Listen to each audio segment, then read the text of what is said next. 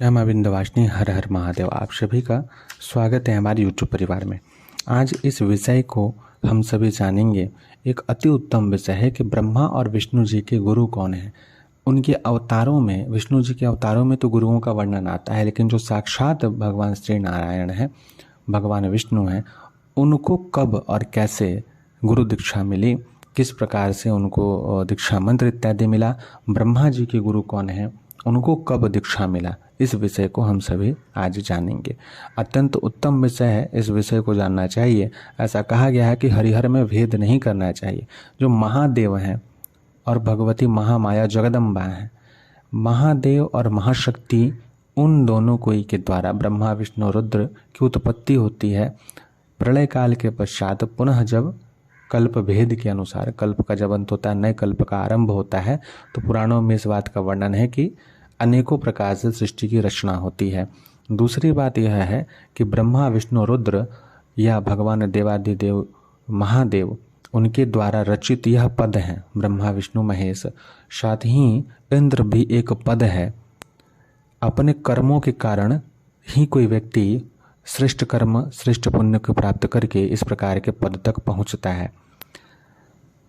जब ब्रह्मा और विष्णु जी के द्वारा दोनों कोई को अपने स्वयं को श्रेष्ठ करने के लिए कि मैं श्रेष्ठ हूँ, इस बात को लेकर के युद्ध होता है और भगवान सदाशिव प्रकट होते हैं। और इस विषय का वर्णन आता है शिव महापुराण में कि किस प्रकार से दोनों कोई के बीच जब ज्योतिर्लिंग स्वरूप में उत्पन्न हुए, भगवान सदाशिव प्रकट हुए, तब आदि और अंत पता करने के लिए ब्रह्मा और विष्णु जी ऊपर और नीचे की ओर जाते हैं।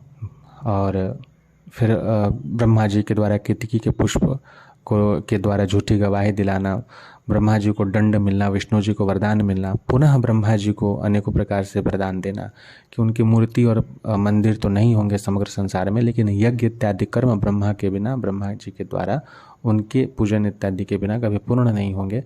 विश्वकर्मा स्वरूप में ब्रह्मा जी का प्रतिपादन इत्यादि अनेकों प्रकार के वरदान वहाँ प्राप्त होते हैं।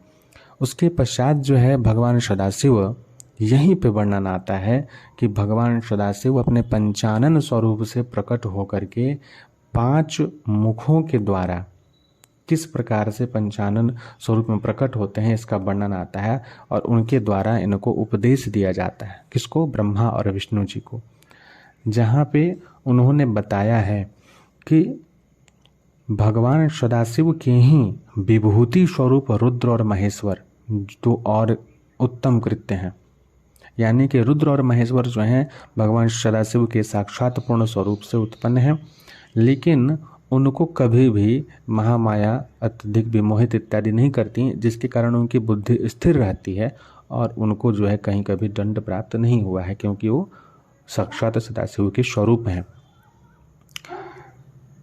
समय के कारण इस बात को बताया गया यहाँ पे कि पहले के कर्मों के को, यानी कि ब्रह्मा और विष्णु जी अपने पहले के कर्मों को भुला दिए थे या महामाया के द्वारा कहीं ना कहीं विमोहित किए गए थे, जिसके कारण ही उन दोनों के बीच युद्ध हो गया कि मैं श्रेष्ठ हूँ, मैं श्रेष्ठ हूँ।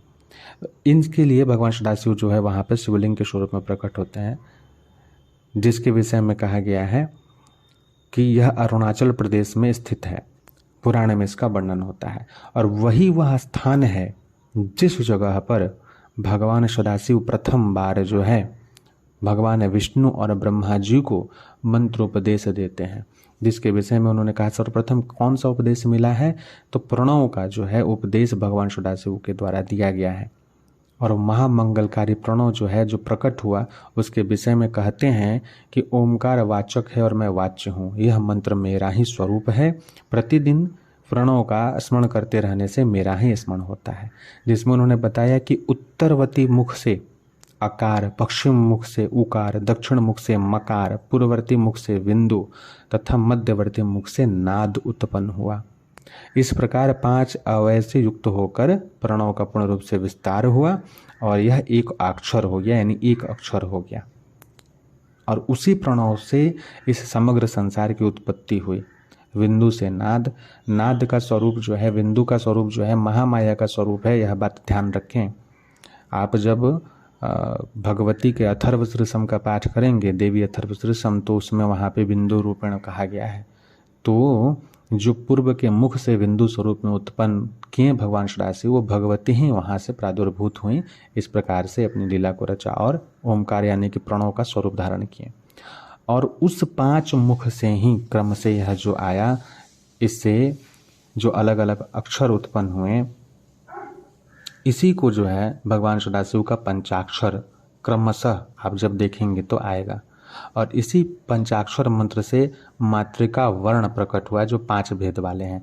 यानी शिव जी के 5 मुख का पूर्ण, यानी कि भगवान सदाशिव का पूर्ण स्वरूप का वर्णन अगर कहीं आता है तो वो पंचाक्षरी मंत्र में आता है। इसका इतना विशेष महिमा है। साक्षात शिव स्वरूप माना गया है पंचाक्षर को। और साथ में उसी मंत्र से माना गया है, ऐसा वर्णन आता है कि उसी मंत्र से, आप विश्वेश्वर संहिता के 9 अध्याय को पढ़िए तो उसमें इस बात का वर्णन है कि उसी शिरो मंत्र से 4 मुखों से त्रिपदा गायत्री का प्राकट्य हुआ है। और उस गायत्री से संपूर्ण वेद प्रकट हुए हैं और उन वेदों से करोड़ों मंत्र निकले हैं। उन मंत्रों से भिन्न भिन्न कार्यों की सिद्धि होती है। यानी कि मूल में आप जब जाएंगे तो पता चलेगा कि प्रणव और जो पंचाक्षर है वही जो है सबसे मूल है, आदि है, और उसके द्वारा इस संसार के समस्त कार्य सिद्ध हो सकते हैं। शुरू से पुनः इसे देख लीजिए। 5 मुख से 5 अक्षर प्रकट हुए, सभी जब सायुज्य हुए, एक साथ जब मिले तो वह साकार रूप धारण किए, प्रणव का रूप धारण किए। और जो भी अलग होते हैं, इसी से पंचाक्षर मंत्र का निर्माण हुआ। और उस पंचाक्षर से कहा गया है कि 4 मुखों से त्रिपदा गायत्री का प्राकट्य हुआ। और उस गायत्री से वेद, वेद से मंत्र, और मंत्र से करोड़ों इत्यादि कार्य जो हैं वो सिद्ध होते हैं। यानी कि मूल जो है वो है। अब जो है इसी मंत्र का उपदेश जो है भगवान सदाशिव के द्वारा भगवान ब्रह्मा और विष्णु जी को दिया गया है, जिसमें यह वर्णन आता है कि भगवती जगदम्बा पार्वती गुरु माता के रूप में और भगवान महेश्वर गुरु के रूप में बैठ करके उत्तराभिमुख होकर के इस विषय को कैसे दिए, कब दिए, इसे सुनिए, इसे जानिए। कि गुरु और गुरु माता एक साथ बैठे और महादेव जी उत्तर की ओर मुख किए, उत्तर की ओर मुख कर किए हुए ब्रह्मा और विष्णु जी को, जो गुरु मंत्र की देने की जो पद्धति है, जो परंपरा है, उस अनुसार प्रथम बार इस विषय का वर्णन आता है कि ब्रह्मा और विष्णु जी उत्तर की ओर मुख किए, फिर उनको पर्दा करने वाले वस्त्र से आच्छादित करके यानी ढक कर मस्तक पर अपना हाथ रखकर धीरे धीरे उच्चारण करके उन्हें उत्तम मंत्र का उपदेश दिया। यंत्र तंत्र में बताई हुई विधि के पालन पूर्वक 3 बार मंत्र का उच्चारण करके उन शिष्यों को यानी ब्रह्मा और विष्णु जी को भगवान शिव ने मंत्र की दीक्षा दी।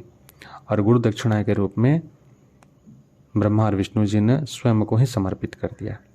तो प्रथम जो दीक्षा भगवान सदाशिव की दी गई है वह ब्रह्मा और विष्णु जी को दी गई, भगवती पार्वती गुरु माता के रूप में। इसीलिए जब आप शिव महापुराण पढ़ेंगे तो अनेकों बार भगवान सदाशिव के द्वारा ब्रह्मा और विष्णु जी को पुत्र रूप में बोला गया है। बार बार ब्रह्मा और विष्णु जी को भगवान सदाशिव पुत्र बोल करके संबोधित किए हैं। और ब्रह्मा और विष्णु जी के जो परम गुरु हुए वो भगवान सदाशिव साक्षात हुए और जगदम्बा पार्वती उनकी गुरु माता होती है। इसका वर्णन आपको शिव महापुराण में मिलेगा, यह कोई कपोल कल्पित नहीं है। उसके पश्चात ब्रह्मा और विष्णु जी के द्वारा स्तुति इत्यादि भी की गई है, जो आपको 10वें अध्याय में मिलेगा विश्वेश्वर संहिता के। इसलिए अपने पुराणों को जानिए, आपको बहुत कुछ जानने का बहुत कुछ जानकारी ऐसी मिलेगी जिसके द्वारा आपका अज्ञानता का नाश होगा और महादेव में आपकी प्रीति बढ़ेगी। अब यहाँ पे एक विषय उठेगा कि आप शिव महापुराण इत्यादि के विषय में बता रहे हैं, तो वहाँ पे तो शिव जी को श्रेष्ठ दिखाया गया है, हम तो नारायण के सेवक हैं, नारायण को श्रेष्ठ माने। इस विषय को मैं यहीं स्पष्ट कर देता हूँ। देखिए, आपको जिस स्वरूप में आपका आकर्षण है, आपका समर्पण है, उस स्वरूप से संबंधित पुराण इत्यादि का पाठ करें। लेकिन आपको जानकारी जरूर होना चाहिए। 18 पुराण हैं और जितने उप महापुराण हैं उनके माध्यम से आपको सभी स्वरूपों के विषय में सही से जानकारी होना चाहिए। वेदों को अच्छी प्रकार से समझने के लिए ही पुराण इत्यादि की रचना की गई है, क्योंकि वेद पाठ हर कोई कर नहीं सकता है। उन मंत्रों का पाठ करने के लिए सभी को अधिकार की प्राप्ति भी नहीं है, और बिना आपको विशेष गुरु के उन सभी का सही पूर्वक से अध्ययन भी नहीं किया जा सकता। वेद अध्ययन का विषय होता है। तो पुराण के द्वारा वह सभी चीज़ जो है सही आराम से हमें प्राप्त हो जाती है। इसलिए व्यक्ति को अपने सनातन संबंधित पुराणों का पाठ इत्यादि करना चाहिए समय समय पे।